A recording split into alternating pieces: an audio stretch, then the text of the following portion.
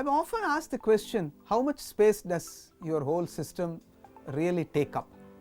Like I mentioned right in the beginning, our approach was that this should not take up too much of floor space.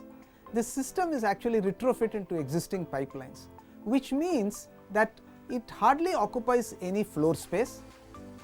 A typical installation to process something like 5 to 6,000 liters per hour of water requires about 7 feet by 4 feet by 12 inches of space and can be easily fitted into an apartment without disturbing any of the existing structures. So in terms of space, it's really a compact, and this is a system which is pre-built.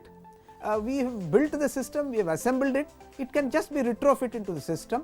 We've also made it clear, we've borne in mind that there should not be any disruption to operations. So we get the system ready, it's modular in fashion, and we take it to the site and install it quickly.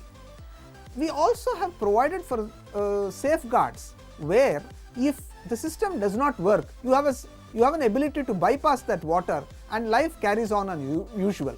So there is no disruption.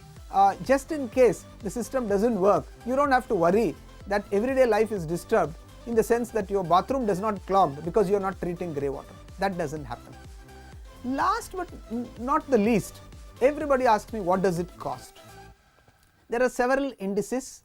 What I would really say is that the average investment for a household which has, let's say, about 10 to 12 flats or 15 flats in an apartment, the one-time investment is like 4 to 5,000 rupees one time.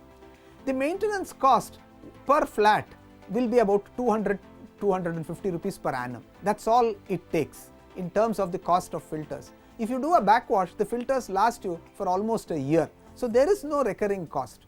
A one-time fixed investment cost, if you have 10 flats, is about 4,000 rupees per flat. So we are talking about 40 to 45,000 rupees per installation for about 10 flats within a building. Now the larger the number of flats you have, depending on how effectively you collected the grey water, the treatment costs can be low. I have an instance of about 465 flats who have all done the collection of the grey water, and all I had to do was to provide a treatment approach to that and a method to treat it. Their capital investment is less than 800 rupees per flat. So we have tried to keep this really cost effective. You are talking about 7.5 paise per liter.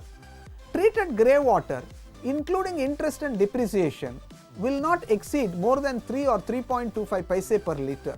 So these typically come with paybacks less than 2 years, in some cases 1.5 years.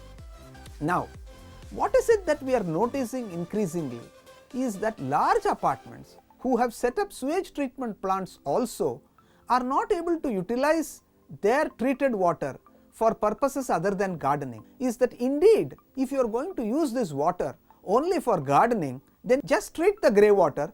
The treated water you can still use for gardening, and the quantity of water that you give into the STP is far less, so your STP's plant size can be much smaller. This is an option that's available, and that's something that we are observing as we move forward. So cost wise, I think this is a very cost effective solution. It does not pinch you, but the lifeline of the bathroom is the water, and I would urge you to pay this so much attention to sustainability and water availability throughout the year.